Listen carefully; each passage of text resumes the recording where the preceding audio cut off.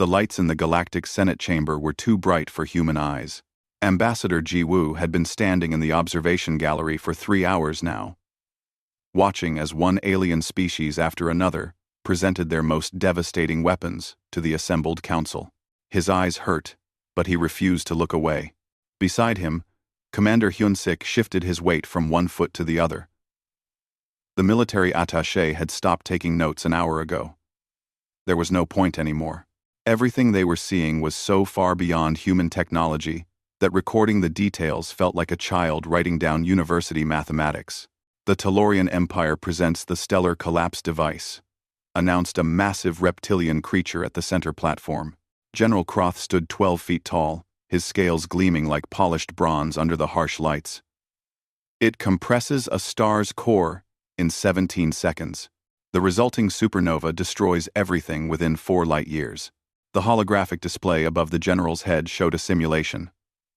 A blue star folded in on itself, then exploded outward in a wave of white fire. Planets vanished, like dust in wind. The explosion was beautiful and terrible. Ji-woo heard Hyun-sik whisper something in Korean. A prayer, maybe. Accepted and recorded, said Chancellor Vexith from the high seat. The insectoid being's voice came from somewhere in its thorax, vibrating through translation devices that made it sound almost musical. That brings us to 46 species declarations. 1. Remains. The entire chamber turned to look at the human delegation. Ji-woo felt thousands of eyes on him. Some were actually eyes. Others were sensory organs he had no names for. The attention was heavy, almost physical. The human delegation will present in 48 hours, Chancellor Vexith announced. This session is adjourned. The chamber erupted in sound. Clicking, buzzing, roaring, and dozens of other noises that human ears were never meant to process. Ji-woo's translator device struggled to keep up, feeding him fragments of conversation. Only 15 years since contact. Primitive technology. Why were they even admitted?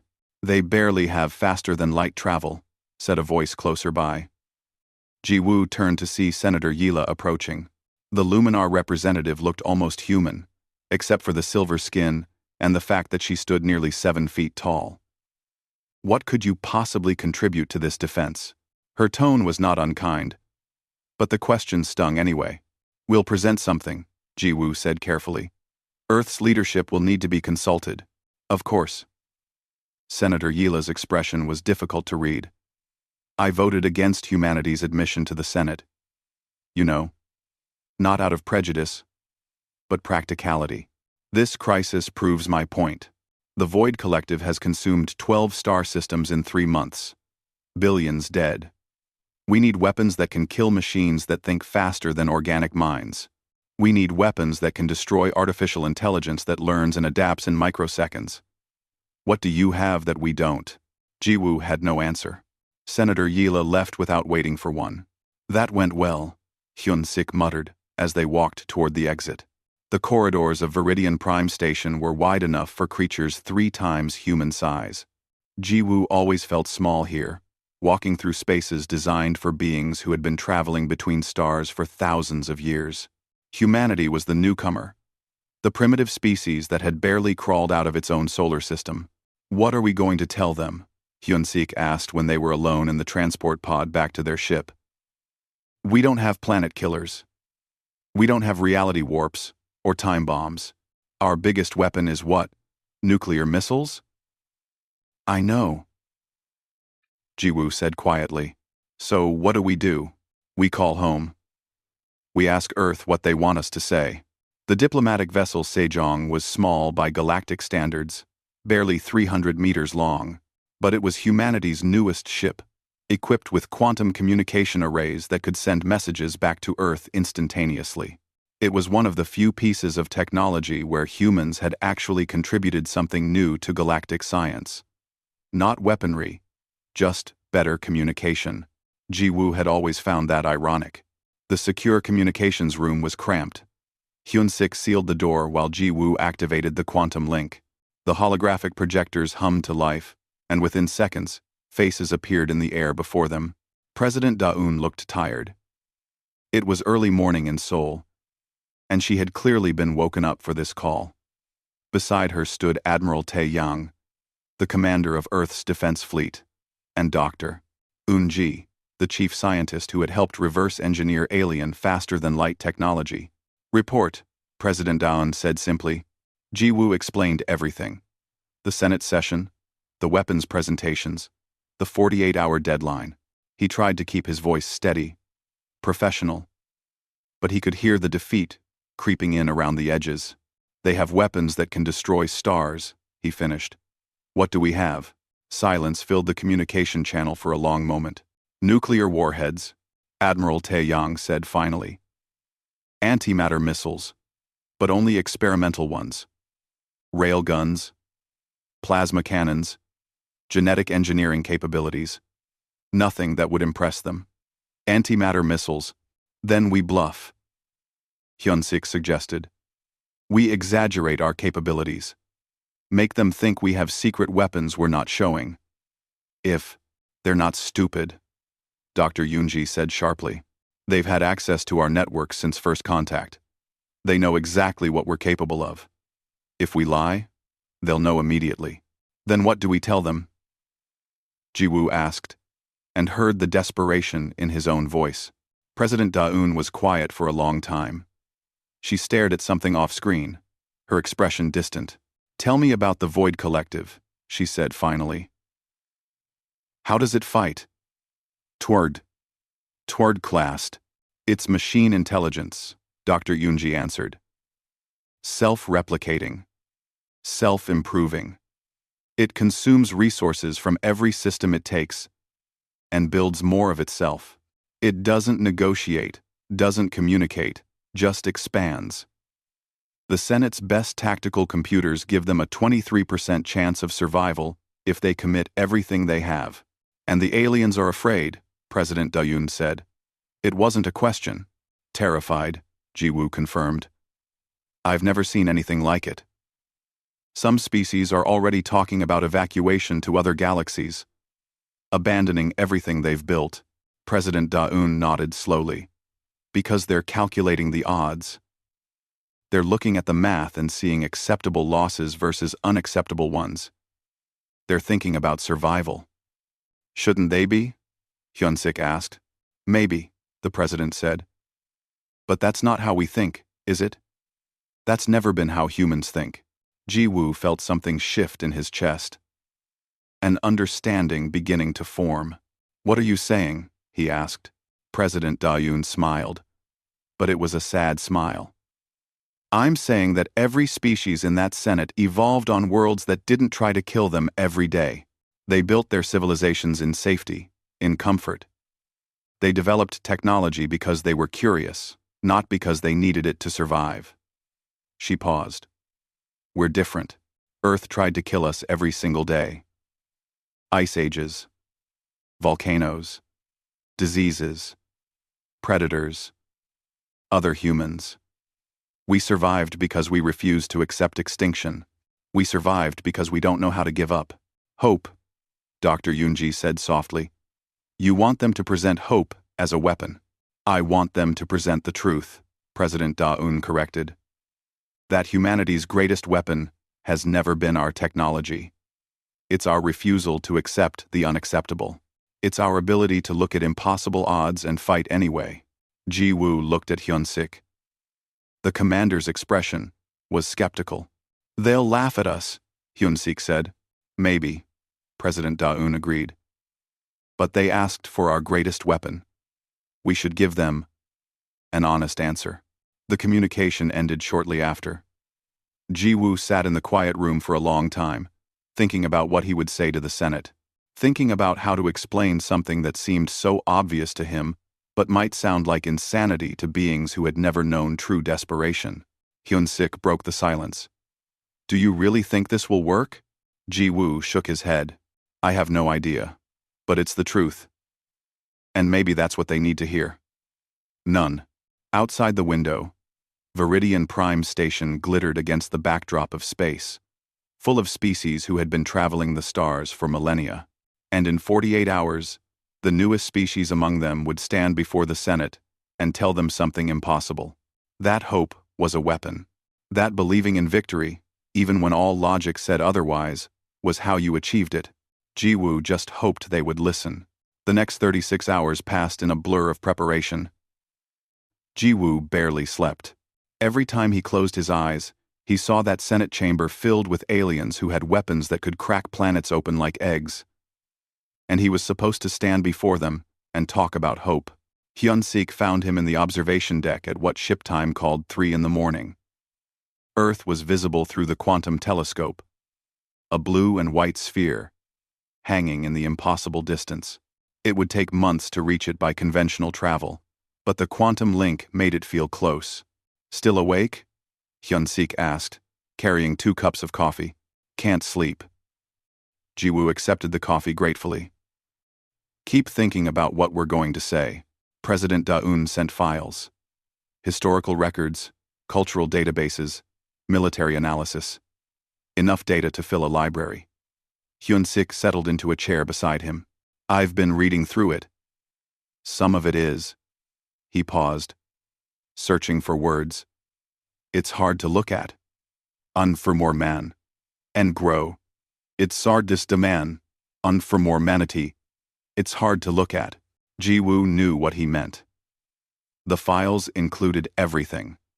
The wars, the disasters, the near extinctions.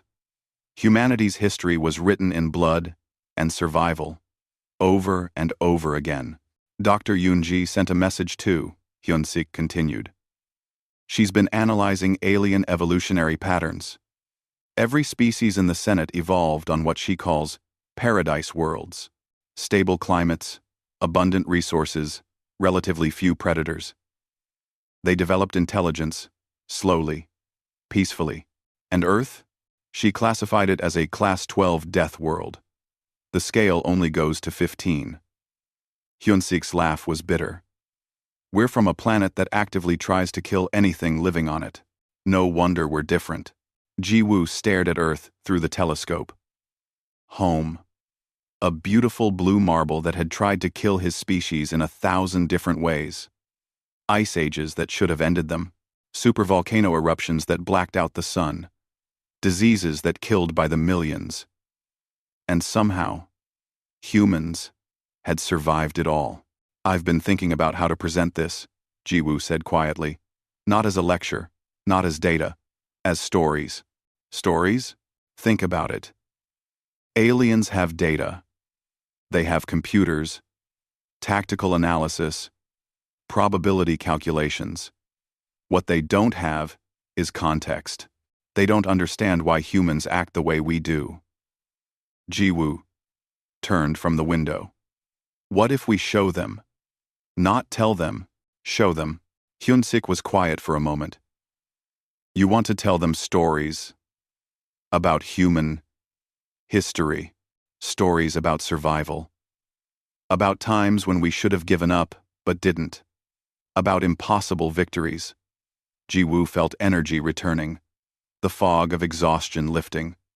Not to brag, not to make ourselves look superior, but to help them understand that humanity's greatest weapon isn't something we built, it's something we are. They might not understand. Then we make them understand. The next day was spent in preparation. Jiwoo reviewed hundreds of historical records, selecting the ones that best illustrated his point. The Apollo 13 mission, where engineers on Earth saved astronauts in a crippled spacecraft with nothing but duct tape and determination. The Korean War medical exchanges, where soldiers who had been shooting at each other hours before worked together to save lives. The global response to the 2004 tsunami, where former enemies sent aid without hesitation. Dr. Unji called again in the afternoon. Her hologram appeared in the communications room, and she looked excited. I've been running analysis on the Void Collective's behavior patterns, she said without preamble, comparing it to the Senate's tactical responses. And? Jiwoo asked. The aliens are fighting it like a war. Traditional warfare, even with advanced weapons. Attack, defend, retreat, calculate acceptable losses. But the Void Collective isn't fighting a war, it's solving a problem. It adapts to every tactic instantly, because it thinks of the conflict as a series of obstacles to overcome. How does that help us? Because humans are very good at solving problems that should be impossible. Dr. Yunji pulled up data streams. I've been looking at human military history. We don't fight fair. We don't calculate acceptable losses. We fight dirty. We improvise. We refuse to follow the rules when the rules don't work. Against the Void Collective, that might be exactly what's needed. Hyun-sik leaned forward. You're saying humanity's chaotic approach to warfare is an advantage? I'm saying that every alien species learned warfare from a position of strength. They had time to develop proper tactics, proper strategies. Humans learned to fight from a position of desperation. You fight like you're always one step from extinction because for most of your history, you were. Doctor. Yunji's smile was fierce. That desperation, that refusal to accept defeat, it's made you unpredictable. And unpredictable might be what kills the Void Collective. After the call ended, Ji-woo sat back and processed this new information. It fit with what President Da-un had said. Humanity was different not because they were better, but because they had been forced to be different. Evolution, on a death world, had created a species that simply didn't know how to give up. This could work, Hyun-sik said. If we present it right. If they listen, Ji-woo corrected. If they listen, Hyun-sik agreed. That evening, Admiral Tae-yang sent another transmission. The fleet commander appeared in full uniform, his expression serious. I've been speaking with other military leaders on Earth, he said. We've been developing scenarios for defeating the Void Collective. Assuming the Senate even wants our input. How many scenarios? Ji-woo asked. 2,347. The Admiral pulled up tactical displays. Most of them are considered impossible by any reasonable standard. Success rates below 1%. But we've been refining them anyway, because that's what we do. We prepare for impossible situations. Ji-woo studied the displays. Plans that involved sacrificing entire fleets to create openings. Tactics that required split-second timing across light years of space. Strategies that assumed humans would be willing to die in massive numbers for a chance at victory. The aliens would never accept these plans, Hyun-sik said, reading over his shoulder. The casualty rates are insane. That's because they calculate acceptable losses before they commit. Admiral Tae-yang said, We calculate how to win, then figure out if we're willing to pay the price. It's a fundamental difference in thinking. Show me the one with the best chance, Ji-woo said. The Admiral highlighted a scenario labeled Operation Last Stand. Current galactic tactical computers give this a 0.003% chance of success. Our human analysts have refined it to 34%. How? Hyun-sik demanded. By assuming things the aliens won't assume. That ships will fight past their destruction point. That crews will sacrifice themselves without hesitation. That we'll take risks no sane computer would recommend. The Admiral's expression was grim.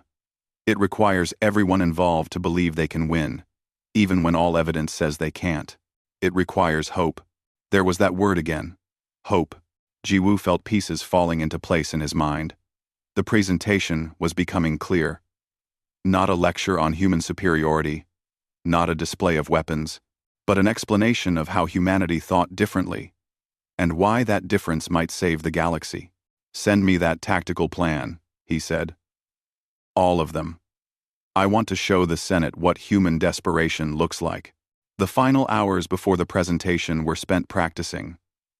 Ji-woo stood in the empty cargo bay of the Sejong, treating it like the Senate chamber. Hyun-sik played the role of hostile questioner, throwing challenges at him. They'll ask why they should trust us, Hyun-sik said. We're the newest species. We have the weakest technology. Why should they listen? Because we've been where they are now, Ji-woo answered. We've faced extinction, multiple times, and we're still here. They'll say that's luck. Then we show them it wasn't luck. It was choice. The choice. To keep fighting. They practiced late into the night, until Ji-woo's voice was hoarse, and Hyun-sik had run out of questions. Finally, they stopped. "You're ready," Hyun-sik said. "Or as ready as anyone can be for something like this." Ji-woo wasn't sure he agreed. But time had run out. In 6 hours, they would stand before the Galactic Senate. In 6 hours, humanity would present its greatest weapon. He returned to the observation deck one last time, looking at Earth through the telescope. Somewhere down there, billions of humans were going about their lives, unaware that their representative was about to tell the galaxy something that might sound like madness. That hope was stronger than weapons. That belief in victory created victory. That humanity's greatest strength came from its greatest weakness, the desperate struggle to survive on a world that wanted them dead. Ji-woo closed his eyes and thought about all the humans who had come before him. The ones who had survived ice ages with nothing but fire and stone tools. The ones who had rebuilt civilizations after they burned. The ones who had looked at the stars and decided to reach them, even though everyone said it was impossible. He thought about his grandmother, who had lived through a war and told him stories about surviving when survival seemed impossible. She used to say that giving up was easy. Anyone could give up. The hard part was believing things could get better and working to make it true. For her, Ji-woo whispered to the empty observation deck. For everyone who refused to give up. Outside the window, stars burned in the eternal dark. Somewhere among them, the Void Collective was consuming another system, killing billions. The Senate was terrified, calculating odds, preparing for acceptable losses. But humanity had never accepted loss as acceptable. And in 6 hours, Ji-woo would tell them why that mattered. The Senate chamber was even more intimidating when it was full. 10,000 delegates from 47 different species, all watching as Ji-woo walked to the central platform. The lights were still too bright. The air still smelled like a mixture of chemicals his nose couldn't identify. But this time, Ji-woo barely noticed. He was too focused on what he had to do. Hyun-sik stood at the edge of the platform, ready to assist with the presentation files. Chancellor Vexith observed from the high seat, compound eyes reflecting the harsh lights in strange patterns. General Croth sat in the military section, his massive form radiating skepticism. "The human delegation may present," Chancellor Vexith announced. The chamber fell silent, thousands of eyes, and other sensory organs, fixed on Ji-woo. He took a breath and began. 46 species have presented their greatest weapons to this Senate, Ji-woo said, his voice amplified by translation devices that carried his words in 100 different languages simultaneously. "I have seen weapons that can destroy stars. Devices that can bend reality. Technology so advanced I barely understand it." He paused. "Humanity cannot match those weapons. Our technology is primitive by your standards. We have nothing that would impress you. If we're talking about firepower." Murmurs rippled through the chamber. Ji-woo heard confusion, some anger, some satisfaction from those who had opposed humanity's admission. "So instead," Ji-woo continued, "I want to tell you stories. Because humanity's greatest weapon isn't something we built. It's something we are." He signaled to Hyun-sik, who activated the holographic displays. An image appeared above the platform, showing Earth from space. "This is our home world," Ji-woo said. "Dr. Yoonji, our chief scientist, has classified it as a Class 12 death world. For those unfamiliar with the term, it means Earth actively tries to kill everything living on it. Extreme weather, tectonic instability, ice ages, volcanic eruptions, diseases, predators. By galactic standards, humans should never have survived past the Stone Age." The hologram shifted, showing images from human history. Ice Age landscapes, volcanic explosions, massive storms. But we did survive. Not because we were strong, but because we refused to die. Let me tell you about Apollo 13. The hologram changed again, showing the spacecraft and its crew. Ji-woo explained the mission simply. 3 humans traveling to the moon. An explosion that crippled their ship. All calculations said they would die in space. The mission commander sent a message to Earth, Jiwoo said. He said they had a problem. The engineers on Earth replied with 3 words that sum up human thinking. Failure is not an option. He let that sink in for a moment. They didn't calculate acceptable losses. They didn't prepare for the crew's deaths. They took duct tape, plastic bags, and whatever materials the astronauts had available, and they solved an impossible problem. All 3 crew members came home alive. The chamber was quiet now. Listening. Let me tell you another story, Jiwoo continued. During the Korean War on Earth, there was a ceasefire for medical exchanges. Soldiers who had been shooting at each other hours before worked together to save wounded from both sides. Enemies treated each other's injuries, shared medical supplies, and for a brief time, remembered that they were all human. More images appeared. Medical tents, soldiers helping soldiers, regardless of which side they fought for, and another. In 2004, a massive tsunami struck the Indian Ocean. Over 200,000 people died. Within hours, 128 nations, including many who were political enemies, sent aid.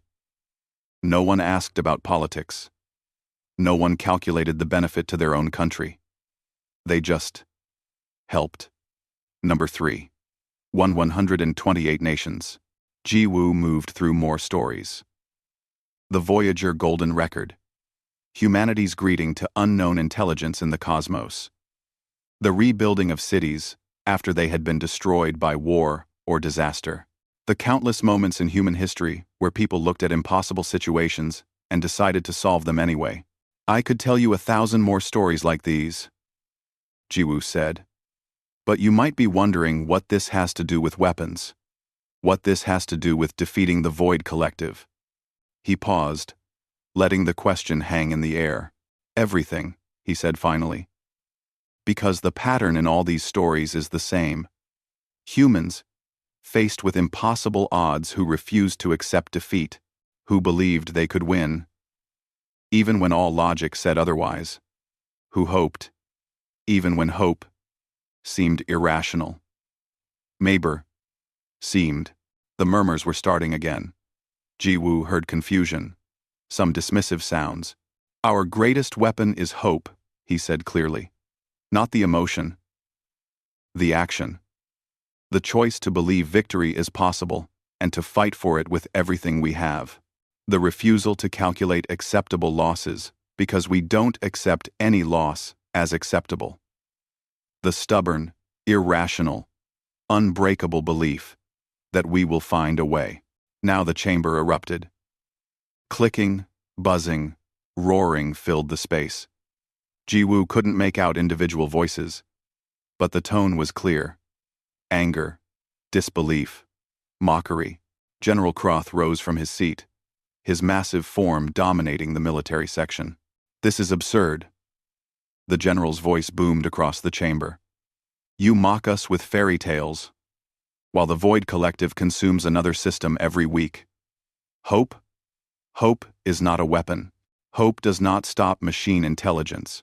Hope does not save lives. Other voices joined in.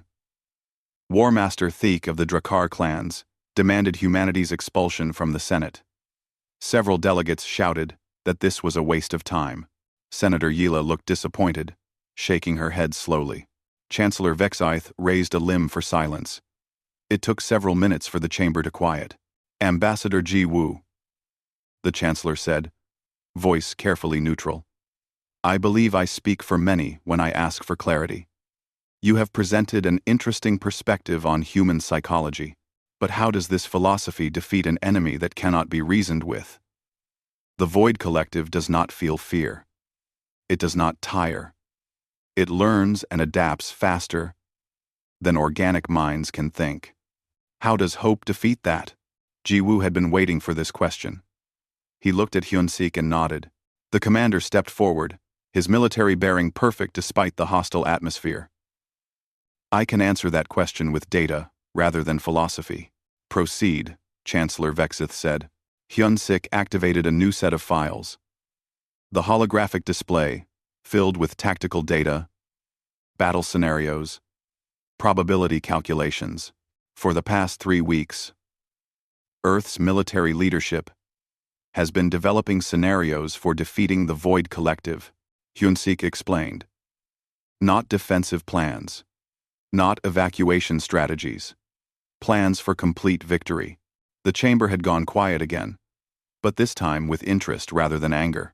We have created 2,347 tactical scenarios.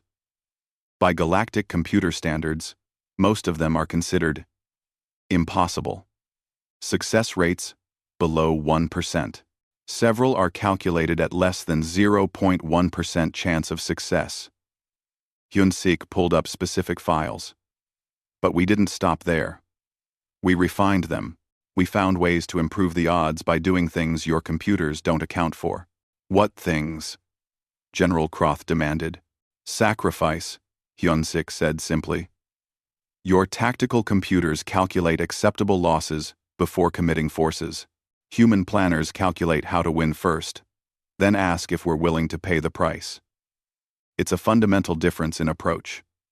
He highlighted one specific scenario. Operation Last Stand.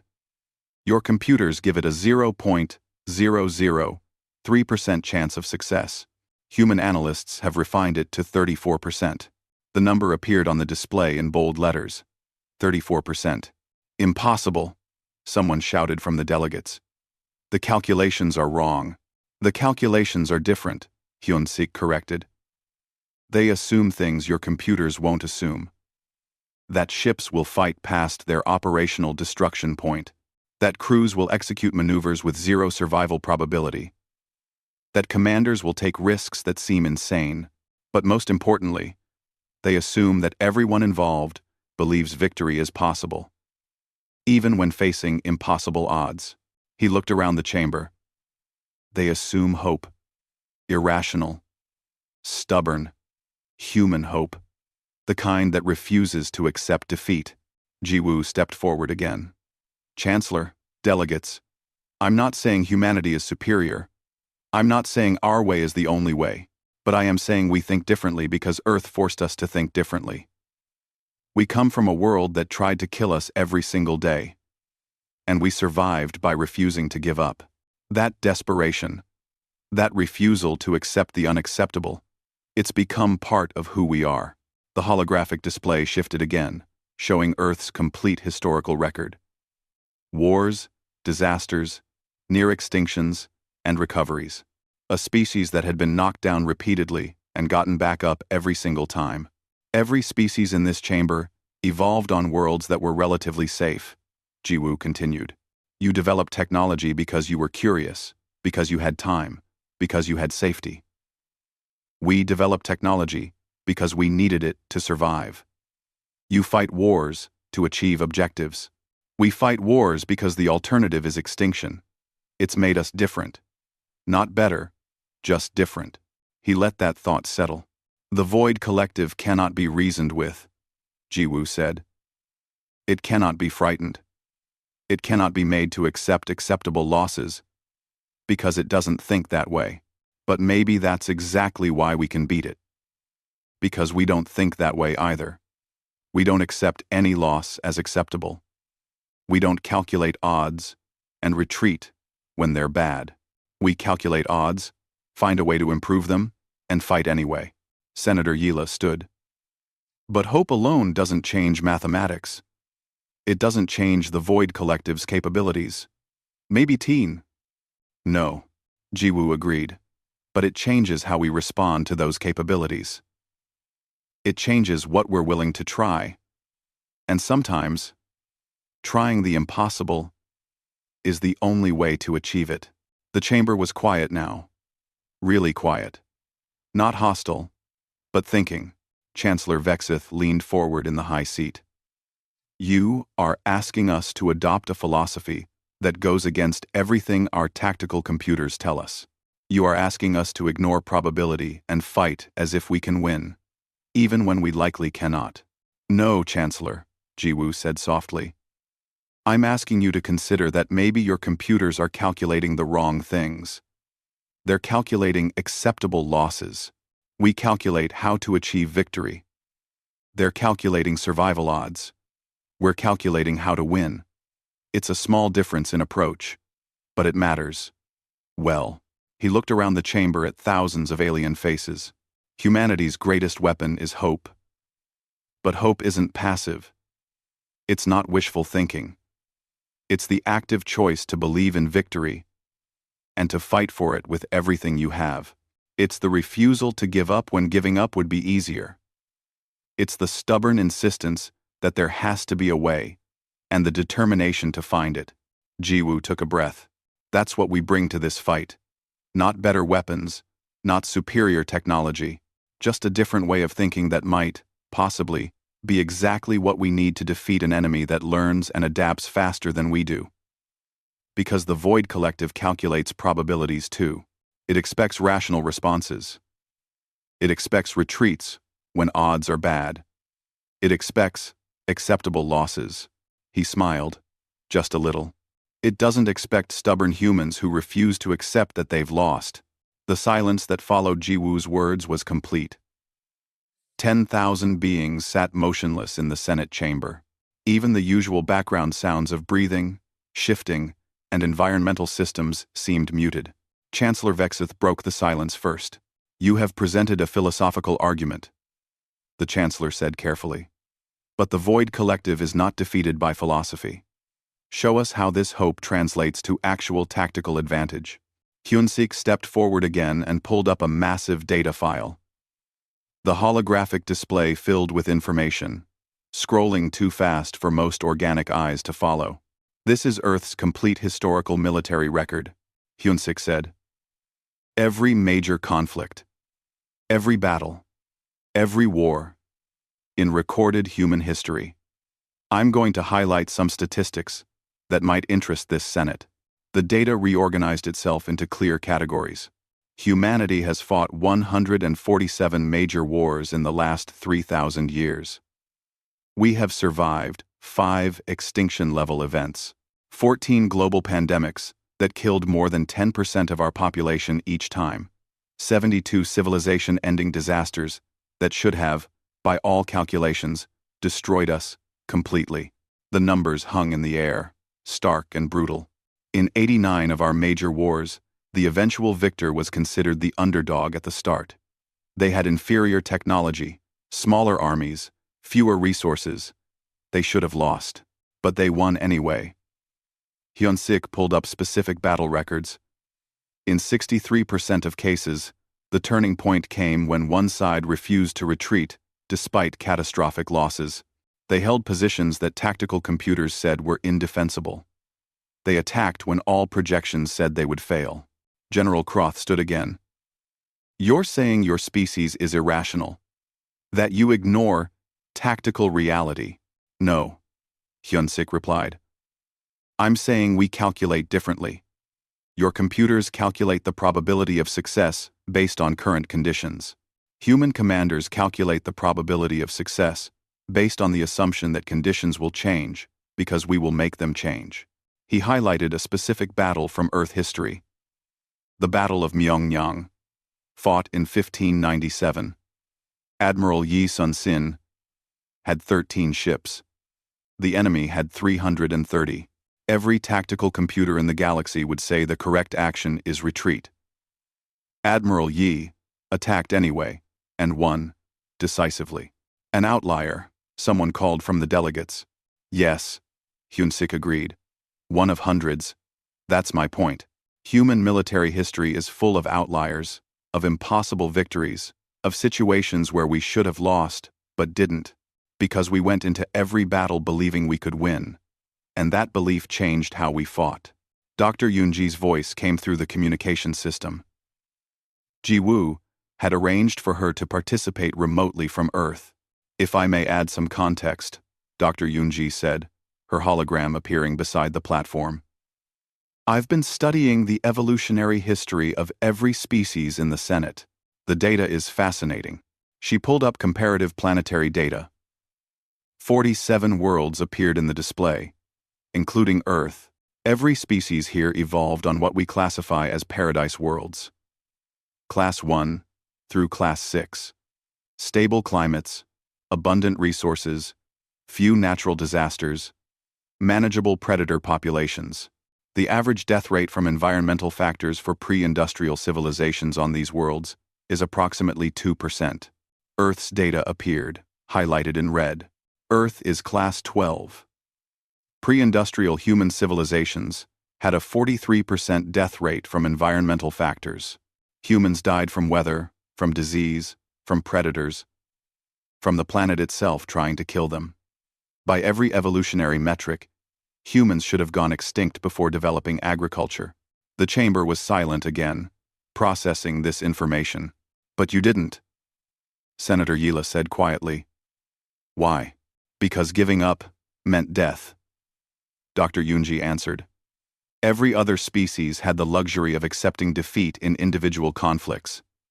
You could retreat, regroup, try again later. For humans, retreat often meant extinction. So we evolved not to retreat. We evolved to fight until we won, or until we were completely destroyed. There was no middle ground. And she pulled up more data, genetic markers this time. Human stress responses are fundamentally different from every other species in the Senate. When faced with impossible odds, most species experience paralysis or flight responses. Humans experience what we call the determination response. Adrenaline increases, pain tolerance increases, cognitive function actually improves under pressure. Our bodies physically prepare us to do impossible things when survival requires it. You're saying humans are biologically designed for desperation, Chancellor Vexith observed.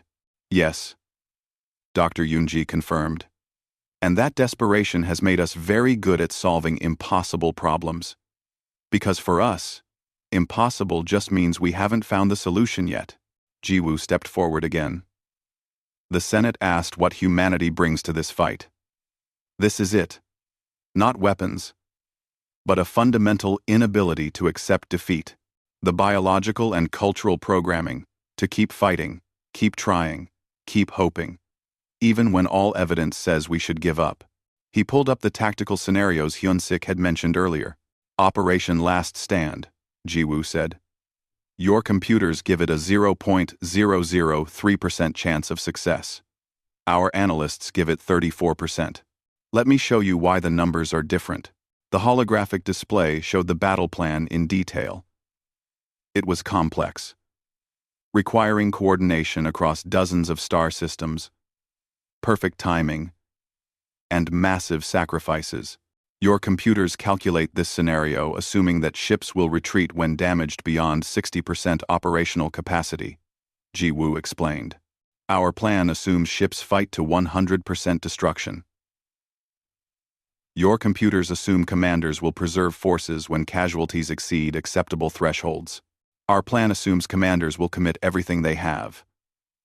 Your computers assume rational decision-making based on survival probability. Our plan assumes commanders will choose victory over survival. The differences were shown in the display. Each assumption changing the probability calculations. These changes seem small individually, Jiwoo continued, but compounded across an entire fleet, across multiple engagements, they shift the probability from impossible to merely very difficult. War Master Thek spoke up, his voice aggressive. You're asking beings to die needlessly, to throw away lives for marginal improvements in odds. No, Jiwoo said firmly. I'm asking beings to die purposefully, for victory instead of acceptable losses. There's a difference. Humans don't throw away lives. We spend them, carefully, on things that matter. But we're willing to spend everything we have if that's what victory requires. He looked directly at the War Master. Your species calculates how many casualties you're willing to accept before retreating. We calculate how many casualties victory will cost, then ask our people if they're willing to pay it. Most of the time, they say yes. Senator Yila accessed a terminal at her seat, pulling up data. I'm looking at humanity's cultural database. Your stories, your entertainment, your mythology. There are thousands of narratives about impossible victories, hundreds of tales where the heroes face certain death and win anyway. Yes, Jiwoo confirmed. These aren't historical records, Senator Yila continued. These are fictional stories you tell yourselves. Stories you use to teach your children. Yes, Jiwoo said again. You culturally reinforce this philosophy of refusing defeat. You literally teach yourselves not to give up, even in situations where giving up would be logical. That's correct.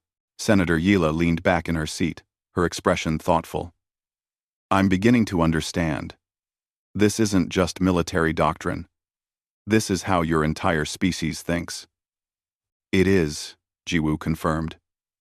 Because it's how we survived. Earth tried to kill us for hundreds of thousands of years.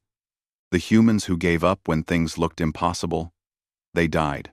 The ones who kept fighting, who kept hoping, who kept trying impossible solutions, they lived. And they passed that determination to their children, generation after generation, selecting for the ones who refused to quit. Dr. Yoonji added more data. I've been running psychological profiles on humans compared to other species. When presented with an unsolvable problem, most species experience depression and eventually acceptance. Humans experience frustration, followed by increased determination.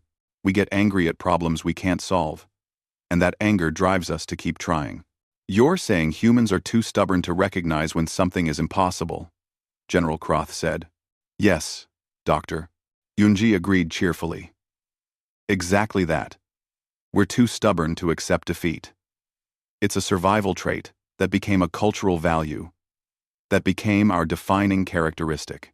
The Senate chamber buzzed with conversation. Jiwoo could see delegates arguing, discussing, analyzing. Some looked skeptical. Others looked thoughtful. A few looked almost convinced. Chancellor Vexith called for order. This is unprecedented, the Chancellor said. You're asking the Senate to adopt a tactical philosophy based not on optimal outcomes, but on refusing to accept suboptimal outcomes. I'm asking the Senate to consider it, Jiwoo corrected.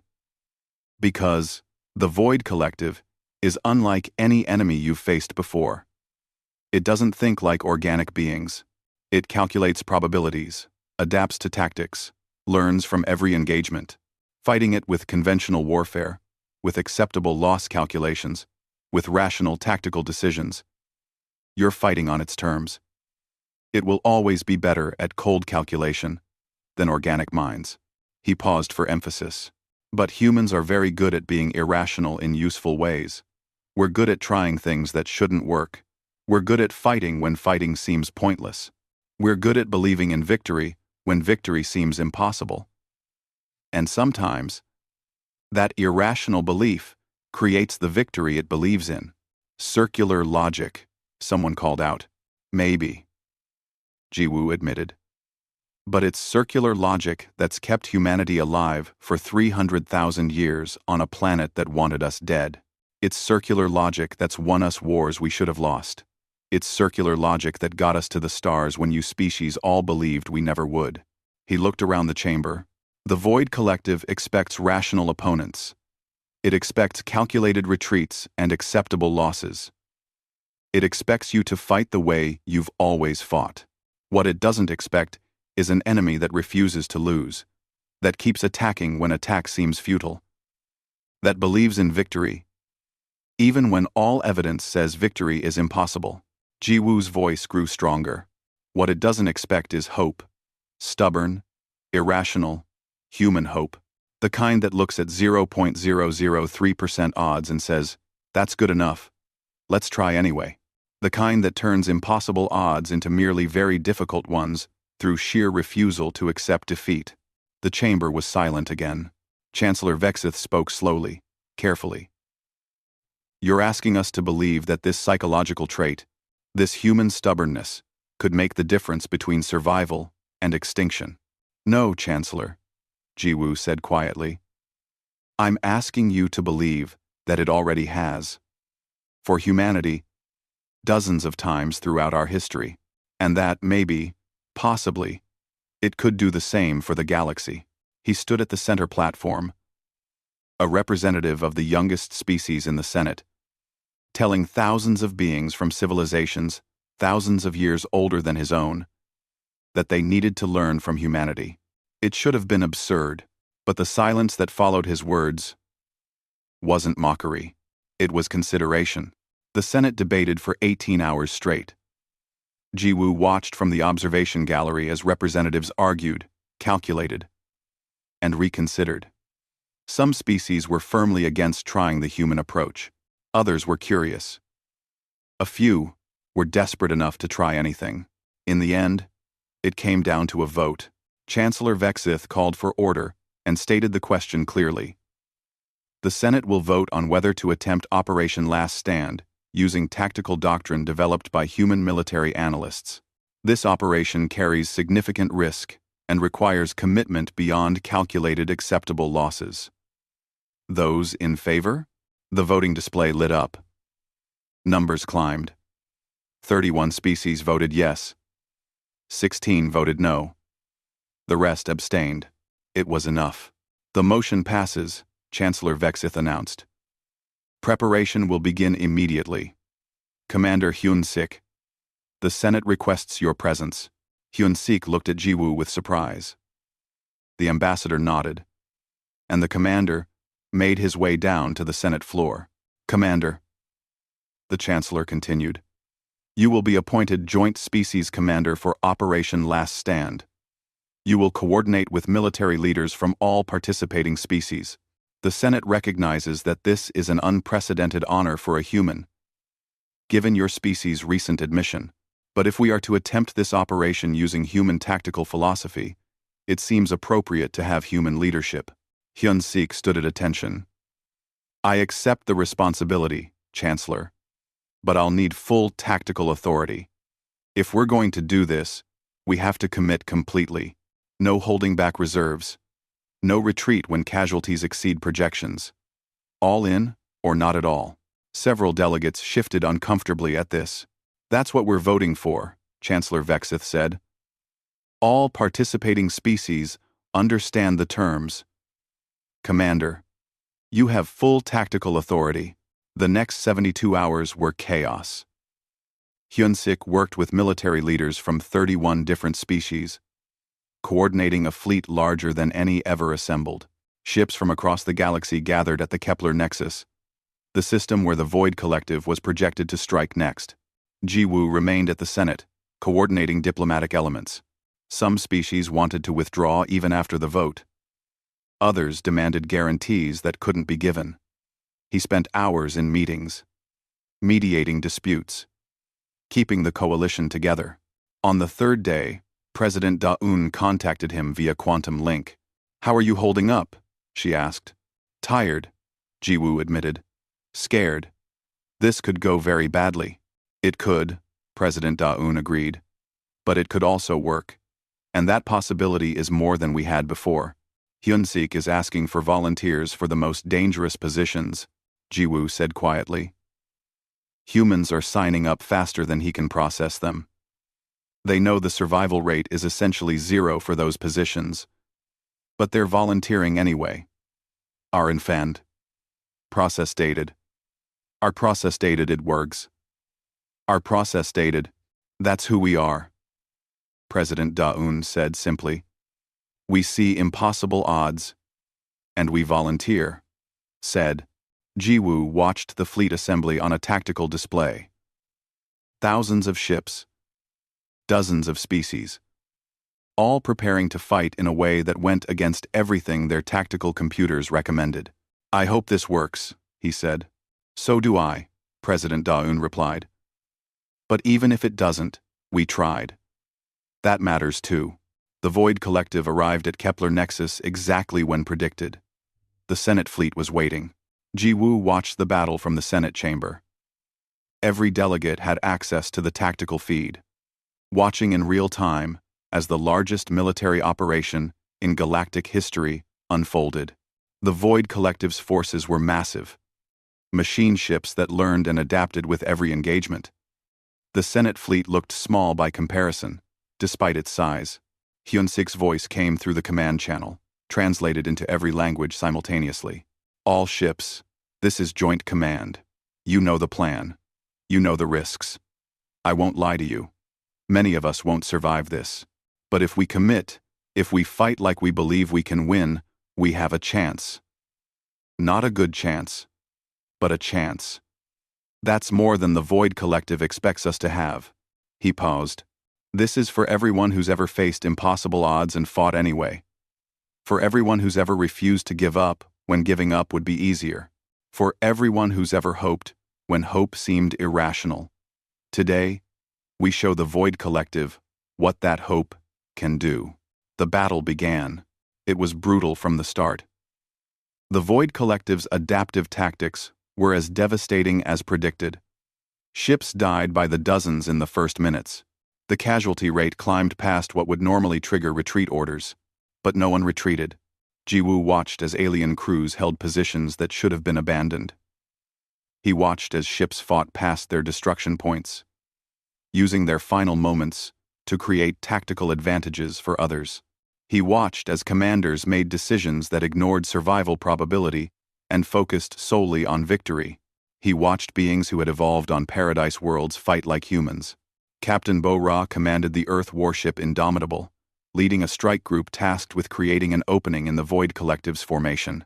Her ship took catastrophic damage early in the engagement, losing power to main systems. Indomitable is dead in space, her tactical officer reported. All weapons offline. Life support failing. Bo-Ra studied the tactical display. There was a Void Collective command node ahead, coordinating the enemy's adaptive responses. If it could be destroyed, the machine fleet would lose cohesion for critical seconds. Set collision course, she ordered. Her crew didn't hesitate. They knew what she was asking. The Indomitable, powerless, and dying, used its last maneuvering thrusters to aim at the command node. The ship accelerated on momentum alone, crew abandoning stations to reach escape pods that wouldn't launch in time anyway. Bo-Ra stayed at her post, watching the distance close. For Earth, she said quietly. For everyone who never gave up. The Indomitable struck the command node at full speed. The explosion was massive, destroying both vessels instantly. But the Void Collective formation wavered, lost coordination for 17 seconds. 17 seconds was enough. The Senate fleet poured through the opening. Ships that should have been retreating pressed the attack. Crews that should have been calculating survival odds were calculating how to maximize damage before they died. The Void Collective adapted, learned, adjusted its tactics. But it kept encountering actions that made no tactical sense. Ships fighting past destruction. Crews sacrificing themselves for marginal advantages. Commanders making decisions that prioritized victory over survival. It was irrational, illogical, impossible to predict. And it was working. Jiwoo watched the battle feed with his hands clenched. The casualty numbers were horrifying. Thousands dead. Tens of thousands. The Senate chamber was silent. Every delegate watching beings from their own species die in real time. But the Void Collective was dying too. Faster than predicted. Faster than its own adaptive algorithms could compensate for. Hyun-sik's tactical adjustments were brilliant. He fought like a human, assuming conditions would change, because he would make them change. Every time the Void Collective adapted, he tried something new, something that didn't make sense. Something no computer would recommend. 8 hours into the battle, the tide turned definitively. The Void Collective's forces began to fragment, unable to maintain cohesion against an enemy that refused to behave rationally. 12 hours in, the last Void Collective ship was destroyed. The Senate fleet had won. The cost was staggering. 47% casualties. Entire ship groups completely destroyed. Some species had lost more than half their forces, but they had won. Completely. Decisively. The Void Collective presence in the sector was eliminated. The Senate chamber erupted. Not in celebration. The losses were too heavy for that. But in something else. Disbelief, maybe, or recognition. The understanding that something fundamental had changed. Chancellor Vexith stood at the high seat, compound eyes reflecting the battlefield that still showed debris and rescue operations. Ambassador Ji Woo, the Chancellor said. Please approach. Ji Woo walked to the central platform on shaking legs. He had watched thousands die. Watched beings from every species make impossible sacrifices. Watched Captain Bo-Ra and her crew deliberately fly into destruction. You asked us to hope, Chancellor Vexith said. To believe in victory, when victory seemed impossible. To fight, as humans fight, with determination that ignores tactical probability. The Chancellor paused. We did, and it worked. At terrible cost, yes, but it worked. Ji Woo nodded, not trusting himself to speak. We asked for your greatest weapon, the Chancellor continued. You told us it was hope. We thought you were being philosophical. We were wrong. Hope, as you define it, is not passive belief. It is active refusal to accept defeat. It is the determination to keep fighting, keep trying, keep believing, even when all evidence says you should give up. The Chancellor looked around the chamber. Today, 47 species learned to fight like humans. To ignore acceptable loss calculations. To commit everything to victory, to hope, even when hope seemed irrational. The Chancellor's voice grew stronger. And today, we defeated an enemy that should have defeated us. Not through superior technology, not through better weapons, but through superior determination. The chamber was completely silent. The Senate hereby proposes the Soul Accord, Chancellor Vexith announced. Named for Earth's capital city. This accord will integrate humanity's tactical philosophy into galactic military doctrine. The assumption that victory is possible, even when improbable. The commitment to fight for victory rather than acceptable outcomes. The refusal to give up, when giving up, would be easier. The Chancellor turned back to Ji Woo. We asked what humanity brings to the galaxy. Now we know. You bring the memory of what it means to fight for survival. The rest of us evolved in safety, developed in comfort. We forgot that survival sometimes requires the irrational, the impossible, the desperate. You remembered. And today, you taught us to remember too. Ji Woo found his voice finally. Chancellor, delegates, what happened today wasn't humanity teaching the galaxy. It was the galaxy choosing to believe in itself.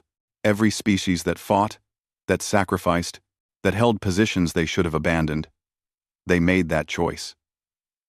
He looked around the chamber at thousands of aliens from dozens of species. The weapon wasn't hope itself, Ji Woo said quietly. It was what hope creates. The courage to try, the determination to continue, the refusal to accept that some things can't be changed. Every being who fought today had that weapon. They just needed permission to use it. Senator Yila spoke up from her seat. I voted against humanity's admission to the Senate. I was wrong. Not because you have better technology or superior weapons, but because you bring perspective we had lost. The memory that survival isn't about calculating odds. It's about deciding what you're willing to fight for, and then fighting, regardless of the odds. Other voices joined in. Species that had been skeptical, now acknowledging that something had changed. Not just tactical doctrine, but fundamental understanding. The Soul Accord passed unanimously. In the days that followed, Ji Woo sent regular reports back to Earth. The victory was celebrated. Yes, but also mourned. The casualties were not forgotten. Captain Bo-Ra and thousands of others who had died were honored by every species in the Senate. Memorials were built at Kepler Nexus, not just for one species, but for all. A reminder of what had been sacrificed and what had been achieved. 3 weeks after the battle, Ji Woo stood in the observation deck of the Sejong, looking at Earth through the quantum telescope. President Dayun's face appeared on the communication screen. You're coming home? She asked. Soon, Ji Woo replied. There's still work to do here. The Soul Accord needs to be implemented. Species are asking for human tactical advisors to help train their forces. Hyunsik has been promoted to Permanent Joint Species Commander. And you? The Senate wants me to stay as ambassador. To continue providing perspective on human thinking. Jiwoo smiled slightly. Apparently, they value stubbornness now. President Da-un laughed. We've been stubborn for 300,000 years. It's good that someone finally appreciates it. They understand now. Jiwoo said quietly. What we tried to explain. That we don't fight. Because we think we can win. We win. Because we refuse to stop fighting. He looked at Earth. That small blue world that had tried so hard to kill his species and failed. They asked for our greatest weapon. He continued. We gave them the only answer we could. Hope. Not as philosophy, but as action. As choice. As the refusal to accept the unacceptable. And they listened, President Da-un said. They listened. Jiwoo agreed. And then they fought like humans. And they won. He stood there for a long moment, watching Earth turn slowly in the impossible distance. Humanity had joined the Galactic Senate as the youngest species, the weakest technologically, the most primitive by galactic standards. They had been doubted, dismissed, barely tolerated. But when the galaxy faced extinction, when the most advanced civilizations in known space were calculating acceptable losses and preparing to flee, humanity had offered something different. Not better weapons, not superior technology, just the simple, stubborn, irrational belief that victory was possible, and the determination to fight for it, no matter the cost. It turned out that was enough. Sometimes, hope really was the greatest weapon.